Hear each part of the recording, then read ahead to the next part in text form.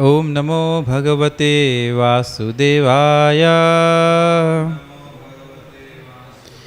ओम नमो भगवते वासुदेवाय।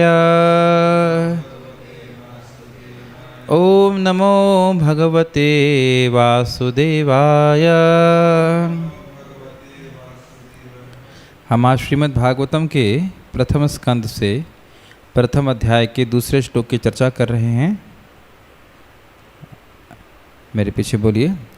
धर्मः प्रोजित कैटवोत्र परमो निर्मत्सराणां सताम्। कैटवोत्र परमो निर्मत्सराणां सताम्। वेद्यं वास्तवमत्र वस्तु शिवदं तापत्रयोन्मूलनम्।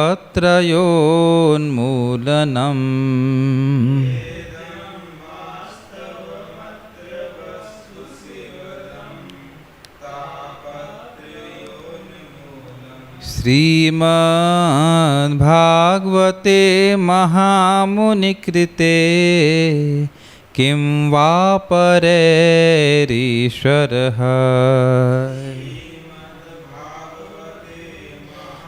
मुनिकृते किं वा परेरीश्वरः।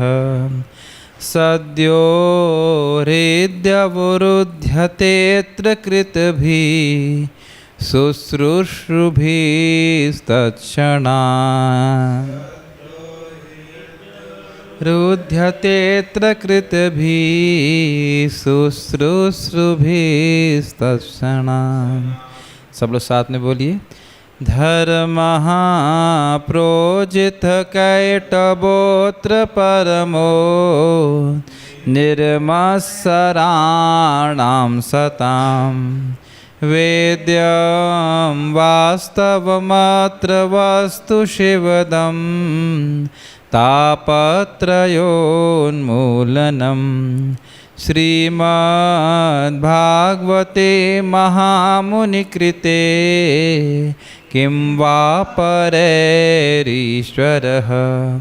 सद्यो हृद्यवरुध्यतेऽत्र कृतभिः शुश्रूषुभिस्तत्क्षणात्। आप पहले इस श्लोक की धारणा करिए। धारणा मतलब एक ओवरऑल अंडरस्टैंडिंग, फिर हम टीका को लेकर चर्चा कर रहे हैं। तो कह रहे हैं धर्म प्रोजित कैटवो अत्र।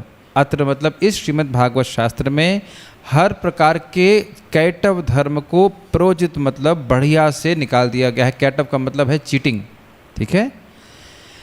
और परम धर्म का निरूपण किया गया है। और जो परम निर्मत्सराणाम सताम, जो निर्मत्सर सताम मानिधारी भक्त हैं वह इसको पसंद करते हैं।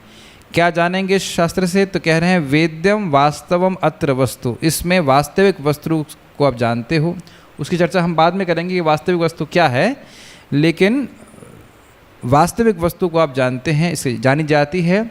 और जान के क्या प्राप्त होता है? शिवदम, ये ऑस्पिशियसनेस परम कल्याणमय है। और इसके द्वारा जो तीन ताप होते हैं उनका उन्मूलन मतलब जड़ से उखड़ जाते हैं। आध्यात्मिक, आदि भौतिक, आदि दैविक कष्ट। किसने रचना किया है? श्रीमद् भागवते महामुनि कृते। श्रीमद् भागवतम को महामुनि के, महामुनि मतलब वेदव्यास जी भी और महामुनि का अर्थ नारायण भी, उनके द्वारा इसकी रचना हुई है।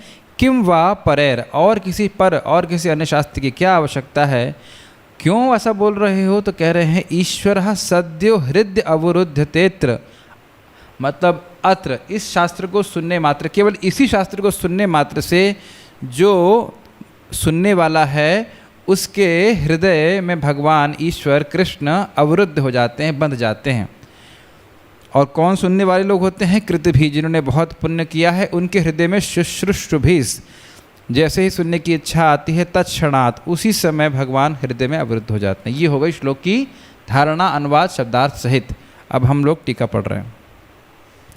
जब ना समझ में आए तो बता दीजिएगा, मैं रिपीट करूंगा, अन्यथा मैं मान लूंगा कि आपको समझ में आ गया। श्रील श्रीधर स्वामी जी की टीका। मैं संस्कृत पढ़ूंगा फिर उसका अर्थ समझाऊंगा।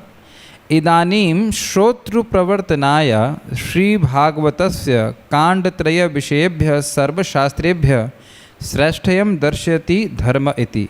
इस धर्म इति श्लोक को बोल करके सभी श्रोताओं को सुनने में प्रवृत्त कराना चाहते हैं। इंग्लिश में कहते हैं इंस्पायर करना चाहते हैं, प्रेरणा देने के लिए कि आप इस शास्त्र को सुने।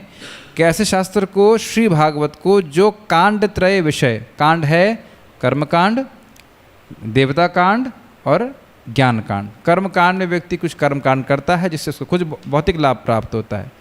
देवता कांड या उपासना कांड में व्यक्ति देवताओं के लोक प्राप्त करना चाहता है, और ज्ञान कांड में वह मुक्ति प्राप्त करना चाहता है। तो ये तीनों से अलग है, उन सभी शास्त्रों के विषयों से श्रेष्ठ है श्रीमद् भागवतम। इसको दर्शाने के लिए यह श्लोक बोल रहे हैं। स्पष्ट है? हाँ, ये अच्छा प्रश्न है। जीव गोस्वामी समझाते हैं कर्म कांड और देवता कांड में अंतर ये है कि कर्म कांड में व्यक्ति कुछ भौतिक लाभ प्राप्त करना चाहता है, लेकिन देवता कांड में देवता के पर्टिकुलर लोक को प्राप्त करना चाहता है।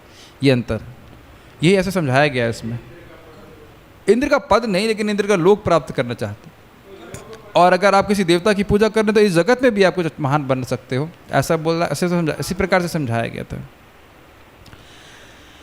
ओके, तो उसे श्रेष्ठ बता रहे हैं। कैसे कैसे बता रहे हैं जरा देखिएगा। अत्र श्रीमती सुंदर भागवते परमो धर्मो निरूप्यते। तो बहुत स्पष्ट है। श्रीमती मतलब सुंदर मत, श्रीमती समझते हैं, श्री मतलब होता है ऐश्वर्य। तो उसी प्रकार से कह रहे हैं यह भागवत बहुत सुंदर है और उसमें परम धर्म का निरूपण किया गया है। निरूपण मतलब समझते हैं, निरूपण मतलब प्रकट किया गया है, बस क्या इसको समझाया गया है। ठीक है। अब वो कह रहे हैं परमत्व हेतु। इस धर्म को आप परम क्यों कह रहे हैं, उसका हेतु, उसका कारण क्या है? तो कह रहे हैं प्रकर्षणोजितम कैटवम।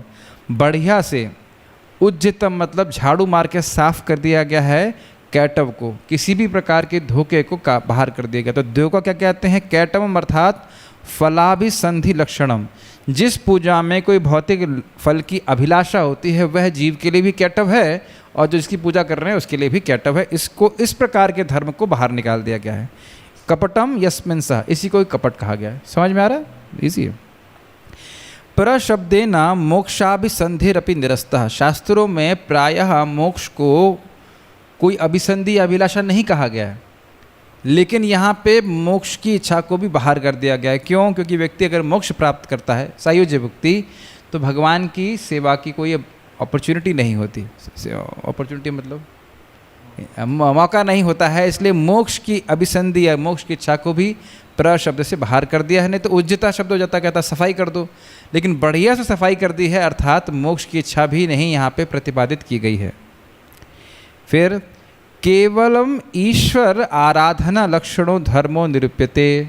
क्या अर्थ है? केवल भगवान ईश्वर की आराधना से लक्षित जो धर्म है उसको यहाँ पे निरूपण किया गया है। तो ये इस प्रकार से दिखाया गया कि ये परम धर्म है जिसमें कोई कपट नहीं है। ठीक है। अब कह रहे हैं अधिकारितोपि धर्मस्य परमत्वमाह। जो व्यक्ति इस परम धर्म का अधिकारी है वह भी अन्यों से कितना श्रेष्ठ है, उस दृष्टि से भी ये परम है। समझ में आया? इस शास्त्र जो है उसको जो सुनने वाले लोग हैं, किसको पसंद आएगा, वो इतने अधिकारी लोग हैं, उसे समझ लेना चाहिए कि शास्त्र कितना महान है। जैसे अगर बोला जाए कि theory of relativity, quantum mechanics, अब क्वांटम मैकेनिक्स को समझने वाले लोग कम से कम बीटेक या बीएससी वगैरह किए रहे होंगे, तो आप समझ जाएंगे बीएससी वाले व्यक्ति को समझ में आएगा। इसका मतलब निश्चित है कि वो बहुत उच्चतर विज्ञान होगा।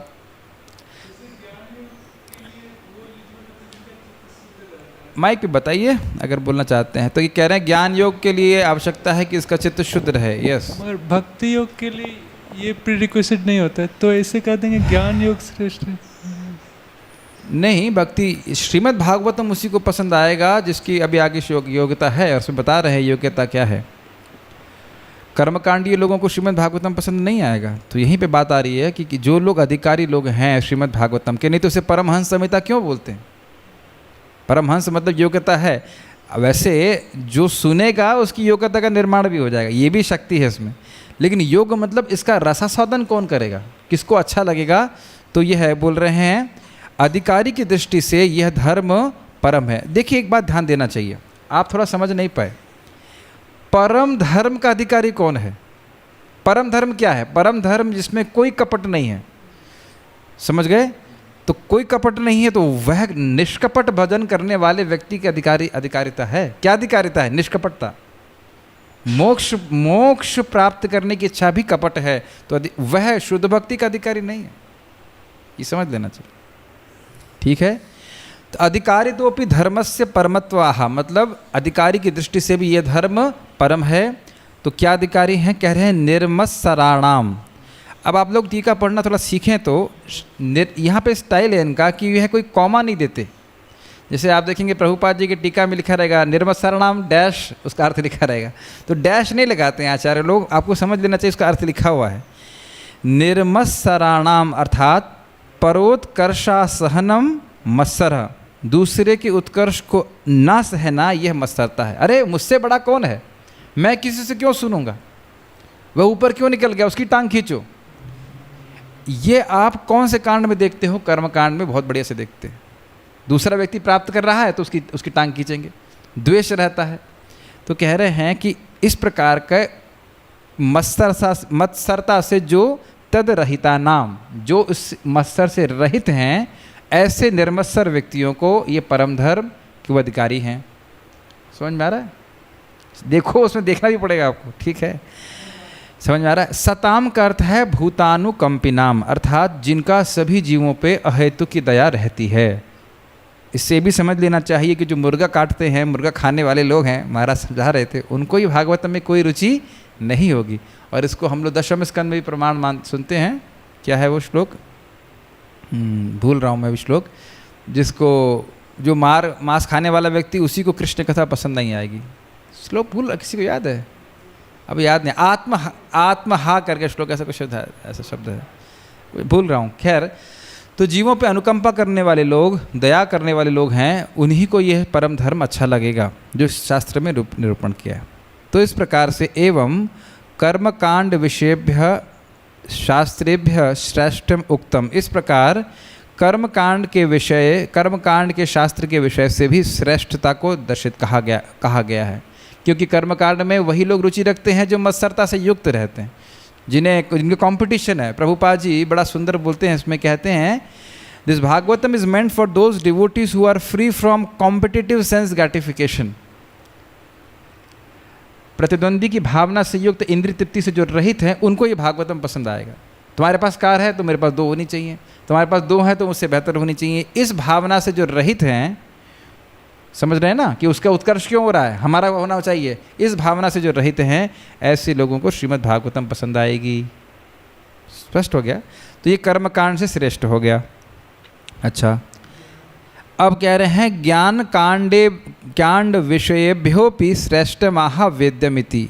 इसके द्वारा क्या वस्तु वेद्य है, उससे ज्ञान कांड की से भी श्रेष्ठता दर्शाई जा रही है। ठीक है भाई, जैसे आप लोग ABCD सीखते हो, अब ABCD सीखते हो नर्सरी में, तो उस पुस्तक से ABCD सीखी जाती है। और जब आप BA में पढ़ रहे हैं शेक्सपियर, तो उस पुस्तक से शेक्सपियर की रचनाएं को समझ सकते हो।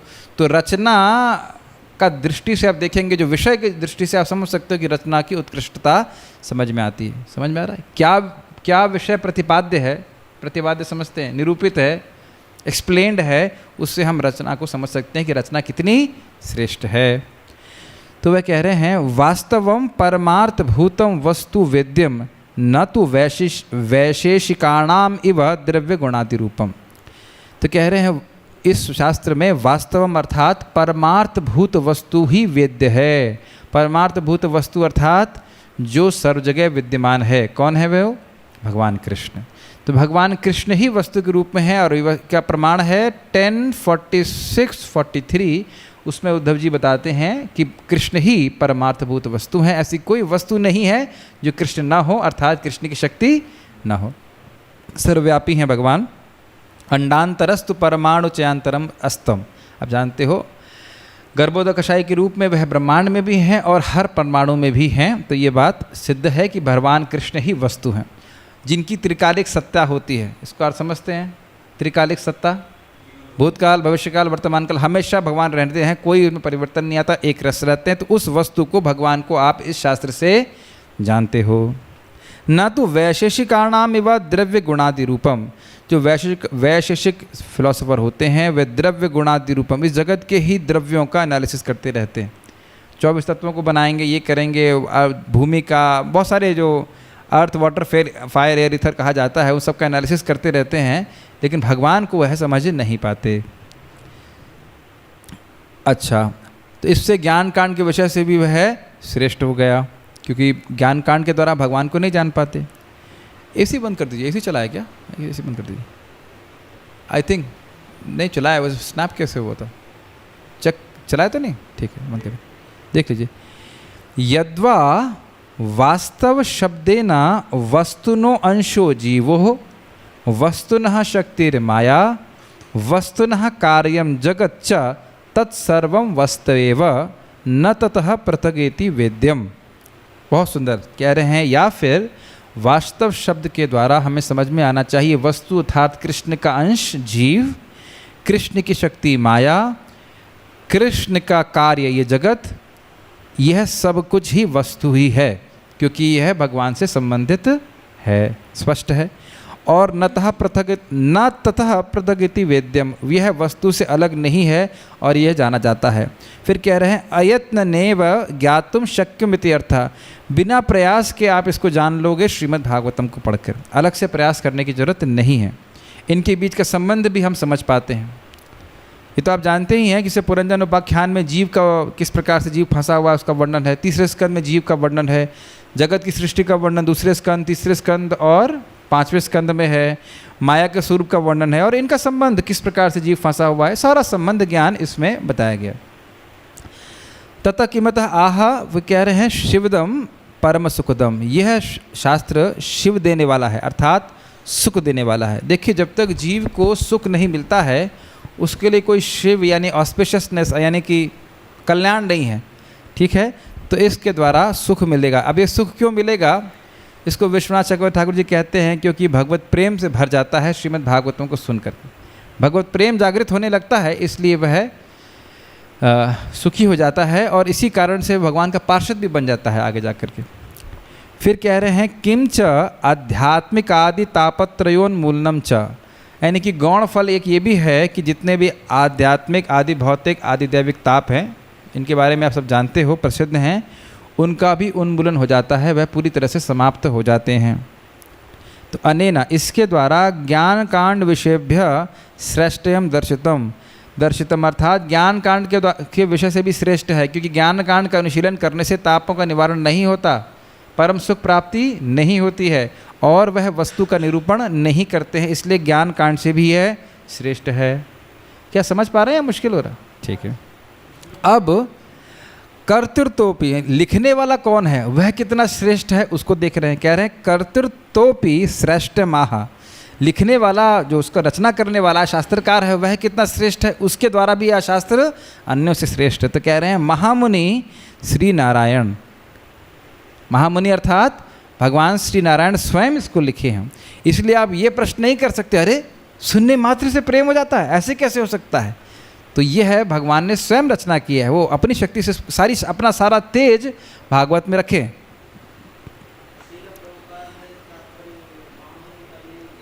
वो श्रीला विश्वनाथ चक्रवर्ती ठाकुर जी बोलते हैं और वेदव्यास जी जो हैं वह भगवान नारायण के अवतार हैं। तभी अभी आपको सुनना पड़ेगा, अभी सुनना पड़ेगा।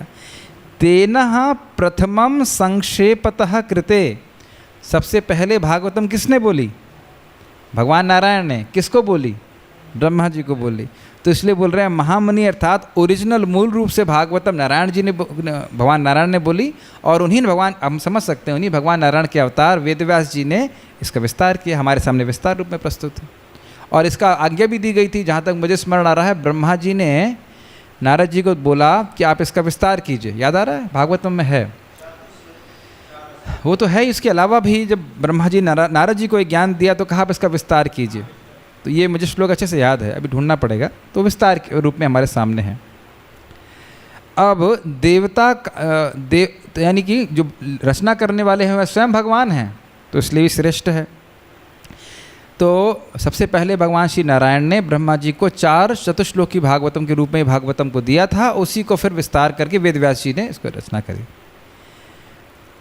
देवता कांड विषय गतम श्रेष्ठ माह किम वेत्ति, देवता कांड विषय से भी ये श्रेष्ठ है। इसको कह रहे हैं किससे? किम वेत्ति, किम वा मतलब क्या जरूरत है। हाँ, परय शास्त्र है तदुक्त साधनेर्वा ईश्वरो हृदि किम वा सद्य एवावरुध्यते स्त्रीकृत्य, अर्थात अन्य शास्त्रों को अगर आप साधन के रूप में स्वीकार करते हो तो क्या भगवान ईश्वर उससे हृदय में आते हैं? अर्थात नहीं आते हैं। तो लिखे हैं वाह शब्द है कटाक्ष, कटाक्ष बोल रहे हैं अरे भाई तुम अन्य साधन कर रहे हो, अन्य शास्त्र पढ़ोगे तो क्या उससे हृदय में भगवान आते हैं? तुरंत आते हैं। मान लो आ भी जाएँ, बहुत मेहनत करी 12 साल 14 साल 33 साल, तो भी तुरंत तो नहीं आते। तो कह रहे हैं कि तुरंत तो आते नहीं, तो क्या ज़रूरत है अन्य शास्त्र पढ़ने की। किंतु विलंबे न कथंचिद एव अत्र तु शुश्रूषुभि श्रोतुम इच्छुभिरेव तत्क्षणाद एवावरुध्यते। तो कह रहे हैं कि उसमें अगर होगा भी, अन्य शास्त्र पढ़ोगी भी, तो भगवान अगर हृदय में आएंगे भी तो किंतु विलंबेना, बहुत विलंब होगा। लेकिन अत्र यहाँ पे शुश्रूषुभि अर्थात श्रोतुम इच्छुभिरेव, उसने सुना नहीं है, सुनने की इच्छा मात्र करी है, तो उसी क्षण भगवान उसके हृदय में आ जाते हैं। और अवरुद्धते का अर्थ है कि आ जाते हैं और जा नहीं पाते। जैसे आप लोग यहाँ पे आए हैं और मैं दरवाज़ा लॉक कर दूँ तो आ तो गए, अब बाहर नहीं जा सकते, तो अब अवरुद्ध हो गए। समझ रहे हैं? जैसे कभी कभी बोलते हैं कि यहाँ गले में कफ फंस गया है तो अवरुद्ध हो गया, गला अवरुद्ध हो गया, तो कफ बाहर नहीं आ रहा है। तो इस प्रकार से भगवान आ जाते हैं और बाहर नहीं जा पाते हैं, ये बात बताई जा रही है। इसको विश्वनाथ चक्रवर्ती ठाकुर जी और एक्सपैंड करेंगे। देखिए इसी टीका को लेकर के विश्वनाथ चक्रवर्ती ठाकुर जी एक एक बात को और विस्तार में बताएंगे, उसको भी हम पढ़ेंगे। अब मान लीजिए कोई प्रश्न करे, ननु इदमेव तर्हि किमिति सर्वे न शृण्वन्ति तत्राह कृतभीरिति। अरे भाई इतना फ़ायदा है तो सारे लोग क्यों नहीं सुनते? सबको सुनना चाहिए। तो कह रहे हैं कृतभीर, जो बहुत पुण्यात्मा है वह है। कह रहे हैं श्रवण इच्छा तु पुण्यर विना नोत्पद्यतः इति अर्थः। समझ में आ रहा है? ये तो हिंदी जैसा है। श्रीमद् भागवतम को सुनने की इच्छा अगर कोई व्यक्ति बहुत पहले से पुण्य नहीं किया है तो उसके हृदय में उत्पन्न ही नहीं होगी। प्रभुपाद जी एक जगह लिखते हैं 5वें स्कंद में, व्यक्ति प्रारंभ में हरे कृष्ण जब करता है और बाद में श्रीमद् भागवतम सुनकर और प्रगति करता है, और प्रगति करता है, भगवान के बारे में जानता है और प्रगति करता है। तो हरे कृष्ण मंत्र जब बढ़िया से कर रहे हैं तो भागवतम सुनने की इच्छा निश्चित रूप से आनी चाहिए। जैसे एक भक्त हैं तो मुझे बोले प्रभु जी मेरा इतना जीवन बीत गया, मुझे बड़ी ग्लानि हो रही है, गृहस्थ भक्त हैं, मैं भागवतम नहीं समझ पाया, पढ़ पाया। तो मैंने कहा ये ग्लानि नहीं है, यह अब आपके पुण्य जो हैं वो फलीभूत हो रहे हैं। जितना भी आपने जैसे भी माला किया है, अब आपको इच्छा हो रही भागवतम सुनने की, तो यह आपका मतलब दिखा रहा है कि आप ठीक हो रहे हो। ठीक है। तस्माद् अत्र कांडत्रयार्थस्य च यथावत् प्रतिपादनादिमेव सर्वशास्त्रेभ्यः श्रेष्ठम। तो कह रहे हैं इससे समझ लेना चाहिए कि तीनों कांडों से भी श्रेष्ठ है, और तीनों कांडों के अर्थ से श्रेष्ठ है। इसको बड़ी यथावत प्रतिपादित करके, दिखा करके, सारे शास्त्रों से उसकी श्रेष्ठता को दिखा करके कह रहे हैं अतो नित्यमे तदेव श्रोतव्यम इति भावः। कह रहे हैं इसलिए नित्य ही श्रीमद् भागवतम को सुनना चाहिए, ये भाव। अब हम श्रील विश्वनाथ चक्रवर्ती ठाकुर जी की टीका समझते हैं। यहाँ तो समझ में आ गया ना, कोई प्रश्न तो नहीं। 3 कांड हमने शुरुआत में समझाए थे, लेट आने वालों के लिए दोबारा नहीं समझाया जाएगा कुछ हम नहीं जानते उसका। श्रीमद् भागवतम सभी शास्त्रों का सार है और सभी शास्त्रों में ये दिखाता है कि जीव के लिए क्या अच्छा है और क्या बुरा। और क्योंकि श्रीमद् भागवतम में जीव के हित का जो मूल है उसको निर्णयात्मक रूप से प्रस्तुत किया गया है, इस कारण से जीव के हित और अहित के लिए जो विभिन्न प्रकार के मत हैं, लोगों के विभिन्न प्रकार के अधिकारों के कारण और विभिन्न दार्शनिक मतों के कारण उनके प्रति श्रीमद् भागवतम दुख प्रदर्शित करता है। इसको समझिए, ये लंबी लाइन थी। देखिए, लोगों के विभिन्न विभिन्न अधिकार हैं। कर्मकांडी लोगों का अलग अधिकार है, ज्ञान कांड पे अधिकार अलग लोगों का है। तो हर व्यक्ति को शास्त्र बताता है तुम ये करोगे तो तुम्हारे लिए अच्छा होगा और ये करोगे तो तुम्हारे लिए अच्छा नहीं होगा। अब यह ध्यान देना चाहिए कि यह जीव के लिए अहितकारी होगा, ऐसा नहीं है सीधे। वह व्यक्ति क्योंकि उसका अधिकार कम है, सीधे भगवान की भक्ति नहीं कर सकता, इसलिए बोला जाता है कि तुम इंद्र की पूजा करो, उसकी पूजा करो, उसकी करो। सुना है ना हमें, रजोगुणी लोग विशिष्ट प्रकार की देवता की पूजा करते हैं, तमोगुणी ऐसे पूजा करते हैं। अब अधिकारी भेद हो गया एक। दूसरा, विभिन्न विभिन्न दार्शनिकों के अलग अलग मत हैं। तो इन सारी बातों को ले करके जो शास्त्रों में अलग अलग बातें बताई गई हैं, उनको देख करके ये श्रीमद् भागवतम दुख प्रस्तुत करता है कि अरे भाई, इससे जीव का कल्याण नहीं होने वाला है ना। आप सब जानते हैं, अहेतु की अप्रतिहता ये नात्मा सुप्रसिद्ध, और वही परम धर्म जिससे भगवान में अहेतु की अप्रतिहता भक्ति हो, उसी से ही जीव शुद्ध होगा, उसी से ही उसका मूलभूत हित कल्याण होगा। यह श्रीमद् भागवत में निरूपित किया गया है। और अन्य बाकी सारे शास्त्र धोखा ही दे रहे हैं। क्यों धोखा दे रहे हैं? क्योंकि धोखा खाना चाहते हैं, ये बात। लेकिन धोखा देकर भी, क्योंकि वह शास्त्रों की बात पालन करेंगे, धीरे धीरे पुण्य इकट्ठा होगा, तो वह अधिकार, थोड़ा थोड़ा अधिकार बढ़ेगा, और फिर जाकर वह भागवत को सुनने का अधिकारी कभी बन पाएगा। इसकी चर्चा हमने गीता क्लास में कर चुके हैं। वेद बड़े उदार हैं, तो कोई व्यक्ति भोग की प्राप्ति करना चाहता है तो कहते चलो कोई बात नहीं, भोग मिलेगा, लेकिन ये नियम पालन करो। तो नियम पालन करके धीरे धीरे उसकी शुद्धि होती है। यानी करोड़ों करोड़ों जन्मों के पुण्य जब इकट्ठा होता है, तब श्रीमद् भागवतम इत्यादि को सुनने की इच्छा होती, जिसकी हमने अभी चर्चा श्रीधर स्वामी जी की टीका में कई कृत भी। समझ में आ गया? तो यानी कि जीव का हित किससे होगा, एकदम कोई इसमें निर्णय करने की जरूरत नहीं, एकदम कंक्लूड करके श्रीमद् भागवत में प्रस्तुत करते गए। Make sense? नहीं समझ में आओ तो बताइए। ठीक। श्रीमद् भागवतम हर श्रोता को आनंद देता है और सभी को सर्वश्रेष्ठ वस्तु प्राप्त करने के लिए पूर्ण रूपेण योग्य बनाता है। बहुत सुंदर।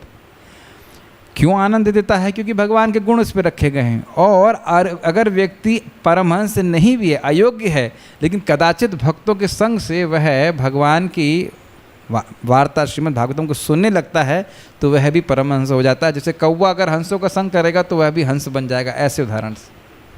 ठीक है। इस श्लोक में यह स्पष्ट किया गया है।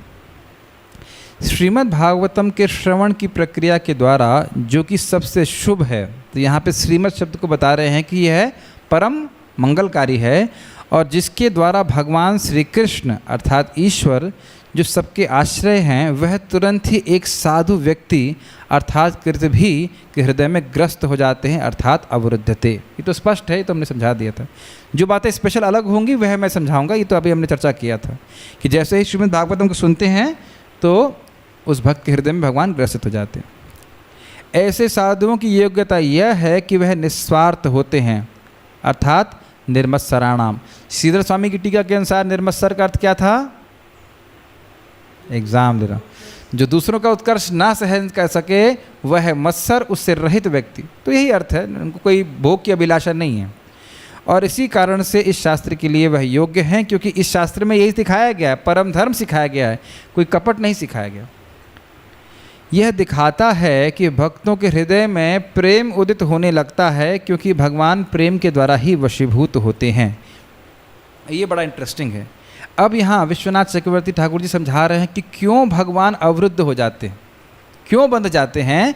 क्योंकि श्रीमद् भागवतम को सुनने की इच्छा मात्र से हृदय में प्रेम जागृत होने लगता है। और फिर वह कोट करते हैं, प्रणय रसनया धृतांग्रि पद्म। प्रणय मतलब प्रेम, शाह होना चाहिए, रसनया मतलब रसी, धृत अंग्रि मतलब पकड़ लिया, अंग्रि पद्म चरण कमल को प्रेम की रस्सी से भक्त पकड़ लेता है। ये प्रमाण है 11:255 का, कि भगवान के चरण कमल भक्त के प्रेम की रस्सी से बंधे होते हैं। तो अब समझ में आया क्यों भगवान हृदय में अवरुद्ध हो जाते हैं?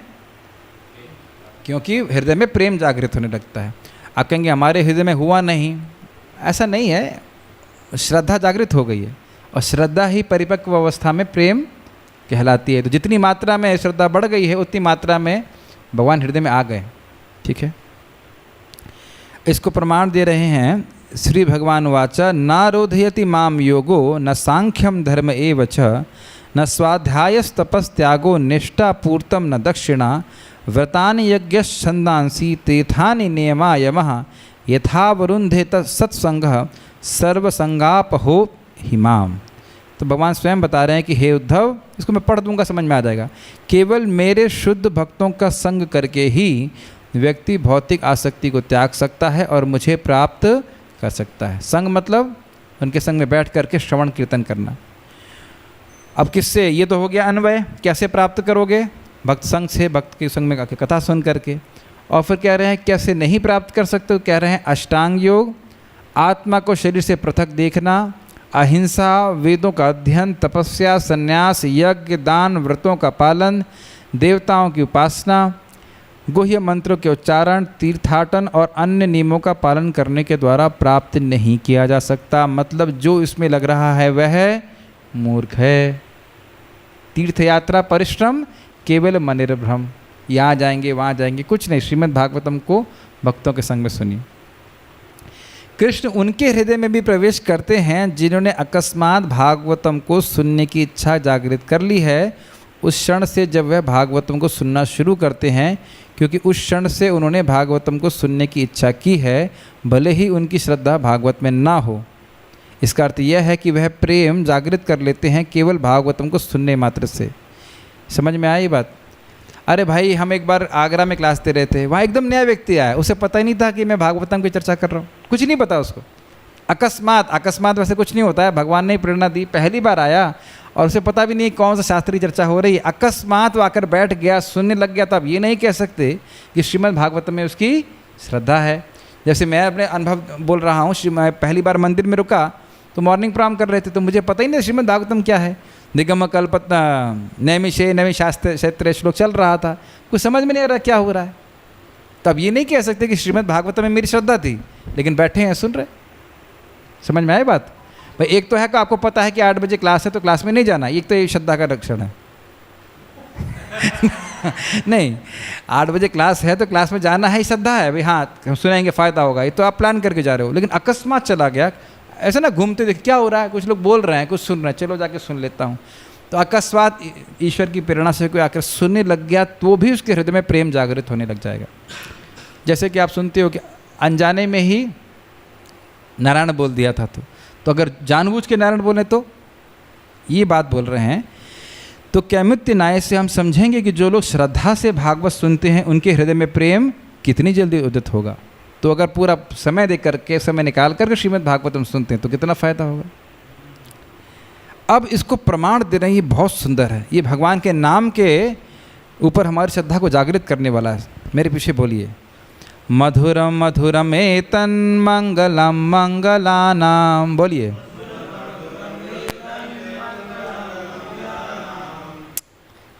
ट्यून फॉलो कीजिए भाई। मधुर मधुरम एतन मंगलम मंगलानाम, सकल निगम वल्ली सत्फलम चित स्वरूपम, सकृदपि परिगीतम श्रद्धया हेलया वा,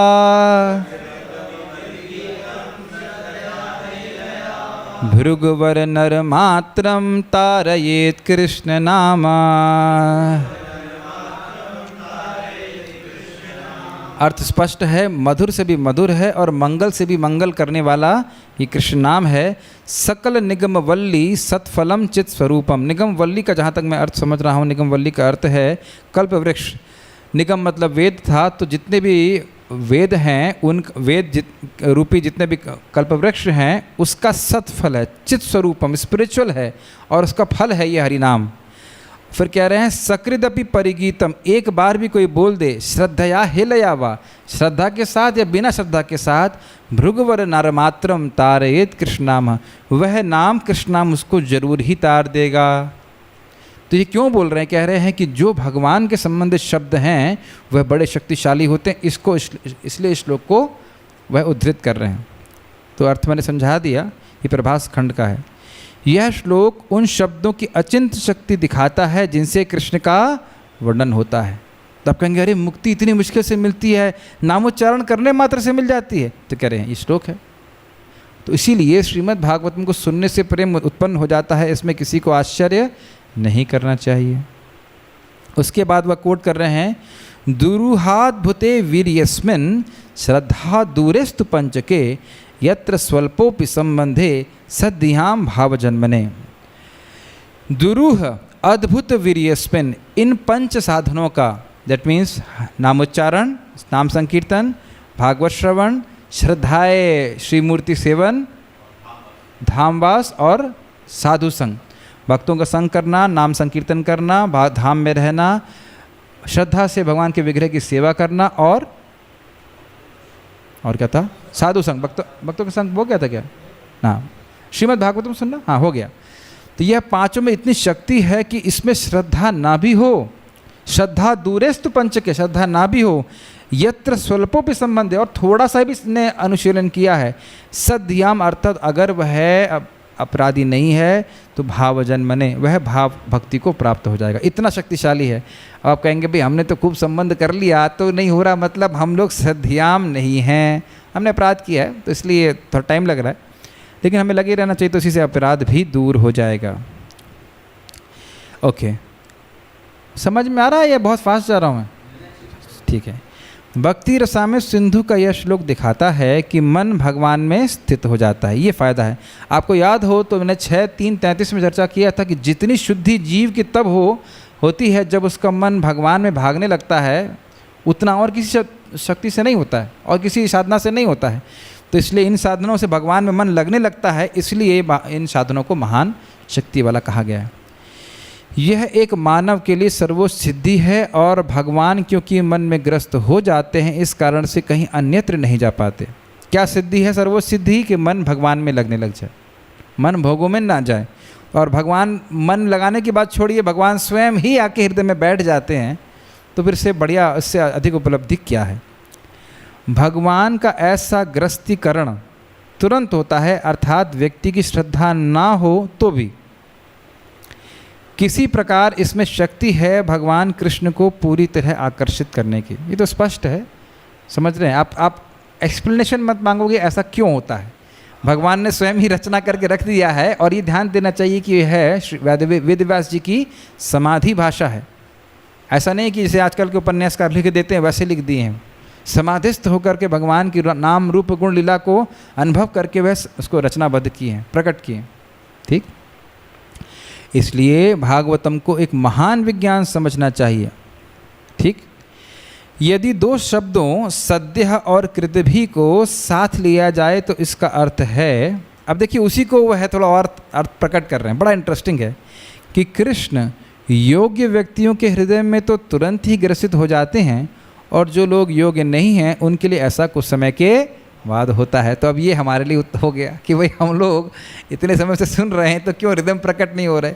तो जो भाई हृदय में कुछ मस्तरता है, कुछ गंदगी है, तो कोई बात नहीं, उसके हृदय में थोड़ा समय के बाद प्रकट होंगे, और जो एकदम साधु व्यक्ति है, बिल्कुल निर्मत्सर है, उसके हृदय में तुरंत प्रकट हो जाएंगे। जैसे भागवत में आप सुनते हैं, नारद जी कहते हैं जैसे ही मैं भगवान का गुणगान करना शुरू करता हूँ तुरंत मेरे हृदय के मन में भगवान प्रकट हो जाते हैं। तो हमको नहीं दिख रहे हैं अभी क्योंकि हृदय भी शुद्ध नहीं है, लेकिन इसी के द्वारा हृदय भी शुद्ध हो जाता है। साधन और साध्य एक ही है, आप जानते हो भक्ति में। इस कारण से योग्य और अयोग्य व्यक्ति दोनों ही भागवत सुनने के पात्र हैं। तो इससे मेरे ख्याल से हमारे बिहार से आए हुए अनंत कृष्ण प्रभु का उत्तर हो गया।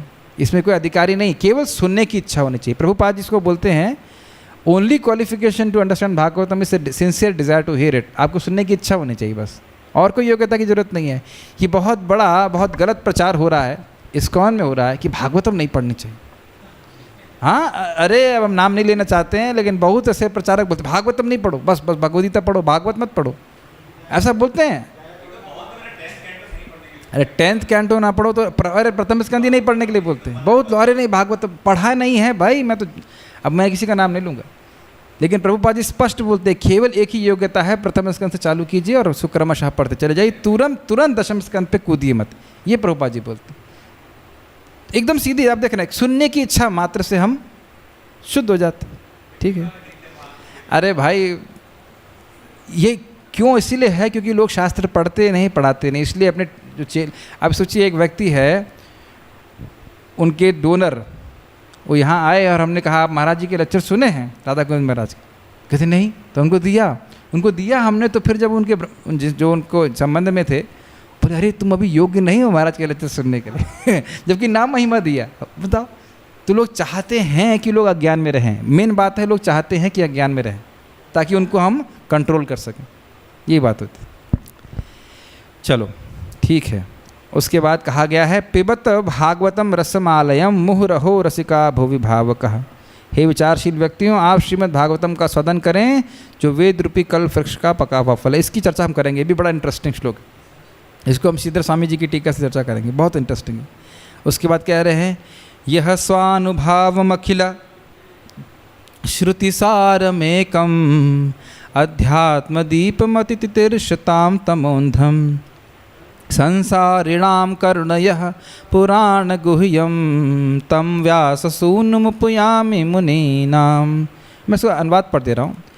मैं श्रील व्यासदेव के पुत्र की शरण में जाता हूँ जो सभी ऋषियों के अतुलनीय गुरु हैं, जिन्होंने कृपा करके इस गुह्य पुराण को बोला जिसमें बहुत गुह्य अर्थ हैं, जो कि सभी शास्त्रों का सार है और श्रवण करने वाली वस्तुओं का भी सार है, सभी लोगों के लिए जो भविष्य में भी आएंगे। जिन्होंने भागवतम को बोला वह भागवत जिसने रस की पराकाष्ठा को श्री सुखदेव को प्रकट कराया और जो लोग अज्ञान के अंधकार में हैं उनके लिए बड़ी सरलता से आत्मा को प्रकट कराती है। इसकी चर्चा मैं इसलिए नहीं कर रहा हूँ क्योंकि जब हम इसको पढ़ेंगे तो हम करेंगे। बस यहाँ पे ही दिखा रहा है कि श्रीमद् भागवतम श्रुतियों का सार है और लोगों पे करुणा करने के लिए सुखदेव गोस्वामी ने इसको बोला कि सुनने मात्र से भगवान की प्राप्ति हो जाती है। बस इतना समझ लेना चाहिए। अब तत्क्षणात् का अर्थ यह भी हो सकता है कि तत् मतलब कृष्ण के उत्सव या आनंद अर्थात क्षणात् के कारण वह भक्त के हृदय में ग्रसित हो जाते हैं। समझ में आया? क्षणात् मतलब भगवान का उत्सव है, भगवान के लिए उत्सव है जब भक्त लोग आकर के पॉलिटिक्स की चर्चा करते नहीं, श्रीमद् भागवतम की चर्चा करते हैं, सुनते हैं, तो यह भगवान का उत्सव होता है। तो जैसे हम लोग उत्सव में जाने के लिए उत्साहित होते हैं, ऐसे ही भगवान जहाँ श्रीमद् भागवतम की चर्चा होती है आ जाते हैं। इसलिए बोल रहे हैं क्योंकि भक्त के प्रेम से भरे हृदय में ग्रसित होकर भगवान कृष्ण परम आनंदित होते हैं। समझ में आया ये बात? क्यों उत्सव है? क्योंकि भक्त का हृदय प्रेम से भरा हुआ है, भर जाता है भागवतम सुनने से, तो उस प्रेम भरे हृदय में बड़े आनंद से रहते हैं, इसलिए भगवान का उत्सव है। यह है श्रीमद् भागवतम का श्रवण कीर्तन। Make sense? ठीक है। इसका अर्थ है कि भगवान कृष्ण बहुत प्रसन्न होते हैं और प्रेम से भर जाते हैं जब भक्त भागवतम को सुनते हैं। स्पष्ट है इसका अर्थ। ऐसा फल और किसी शास्त्र को सुनने से या और किसी साधन से प्राप्त नहीं होता, इसलिए कह रहे हैं किम वा परई, क्या फ़ायदा, और कोई शास्त्र पढ़ने की क्या ज़रूरत है?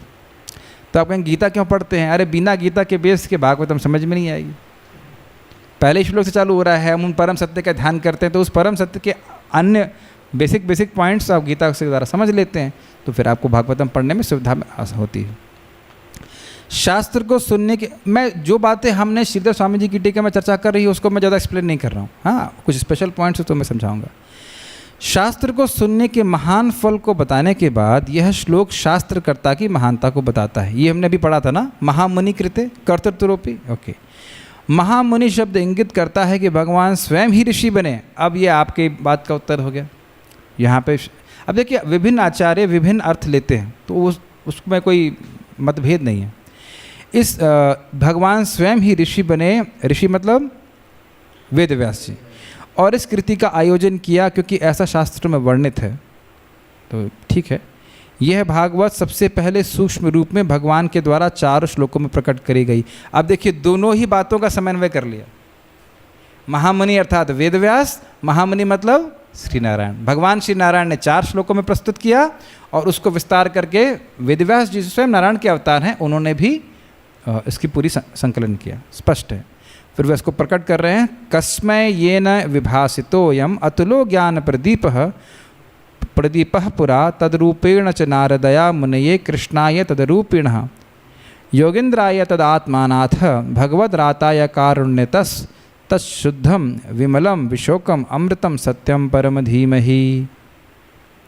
ये मैं इसको खाली पढ़ दे रहा हूँ क्योंकि ये जब हम कभी भगवान ने कहा चाहा तो आगे चर्चा करेंगे।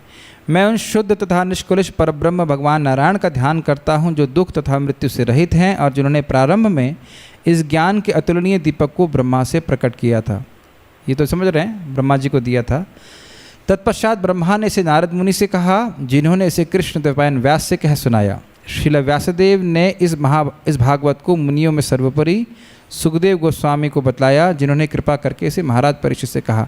इस बात को हम लोग 1.1.3 में भी देखेंगे, किस प्रकार से गुरु शिष्य परंपरा में ये श्रीमद् भागवतम हमको प्राप्त हुआ है। ये बात यहाँ पे बताई जा रही है। यानी कि कर्ता कौन है, आयोजन कर्ता कौन है इसका? स्वयं भगवान नारायण है।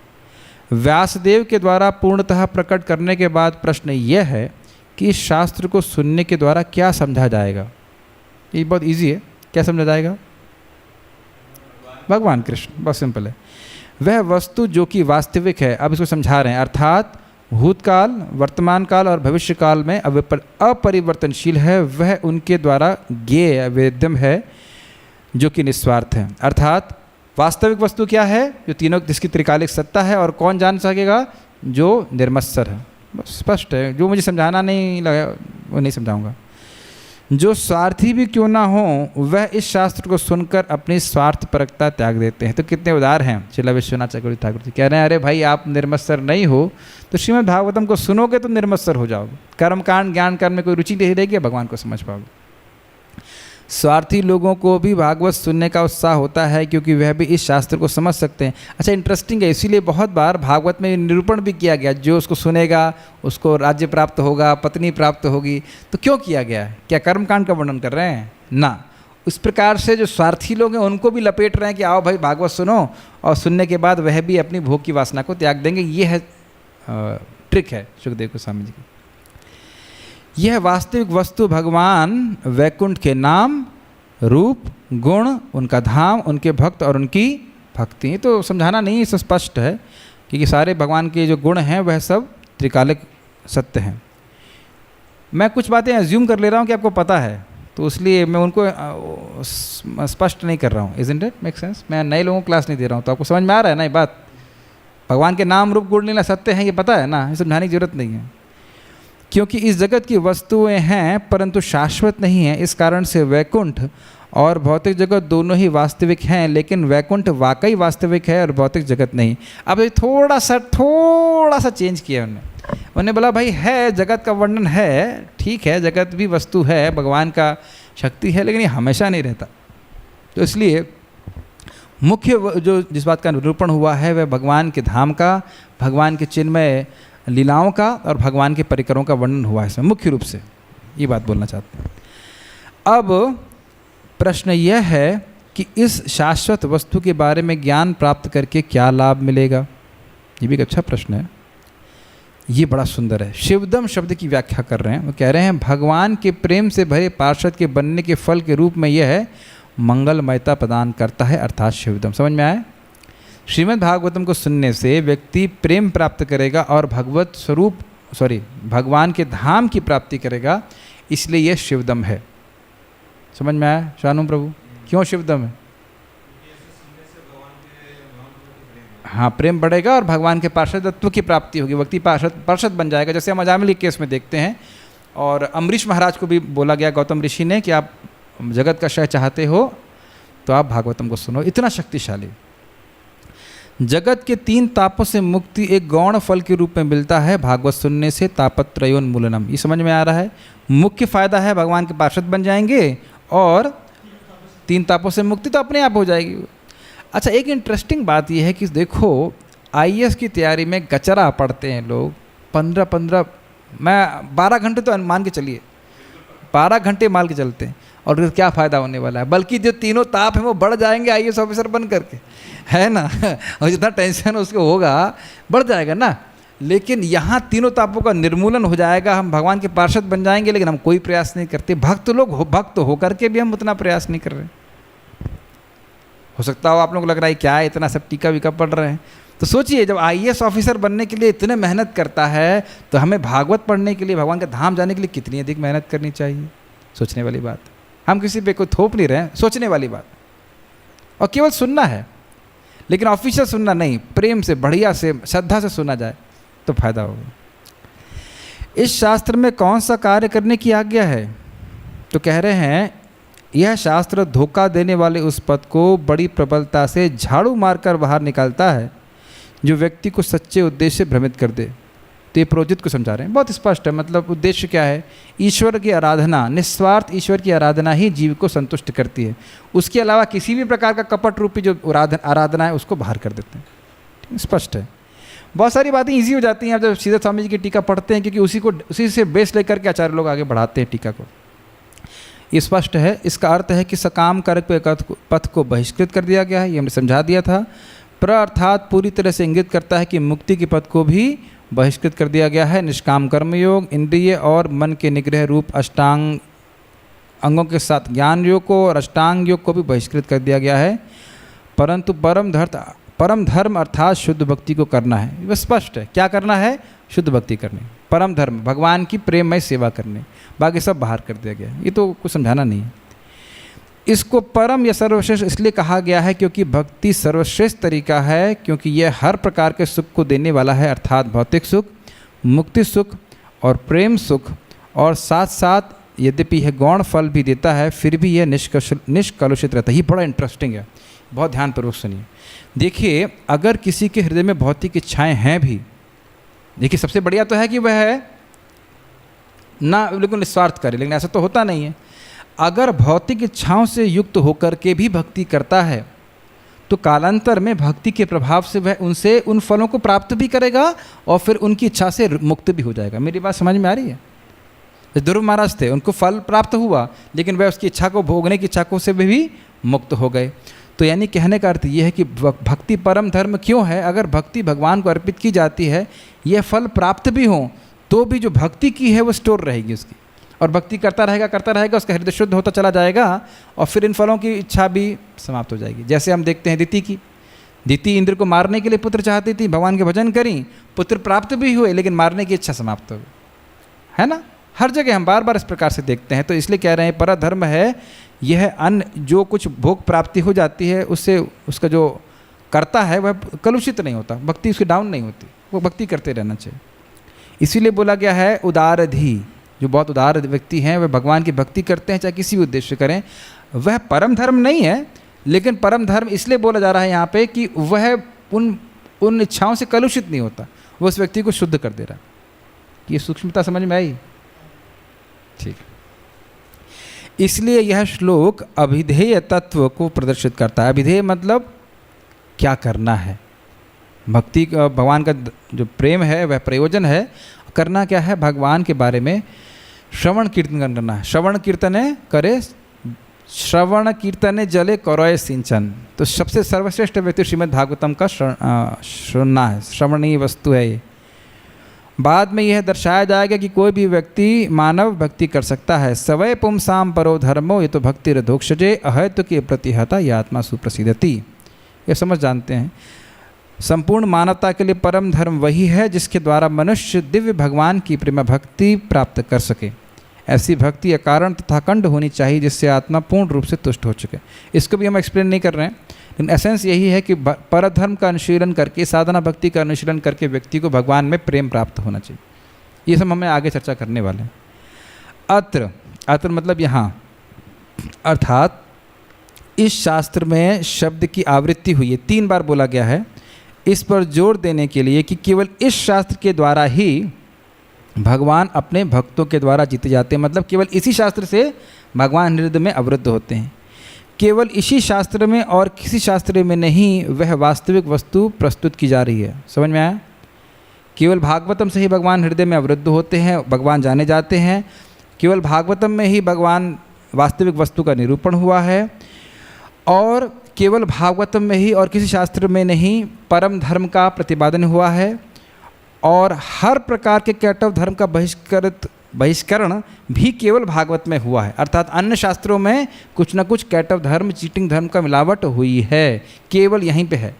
जैसे बोलते हैं ना, शुद्ध घी यहीं मिलता है, और इसका मतलब है और कहीं नहीं मिलता है। उस प्रकार से शुद्ध भक्ति का निरूपण केवल भागवत में है।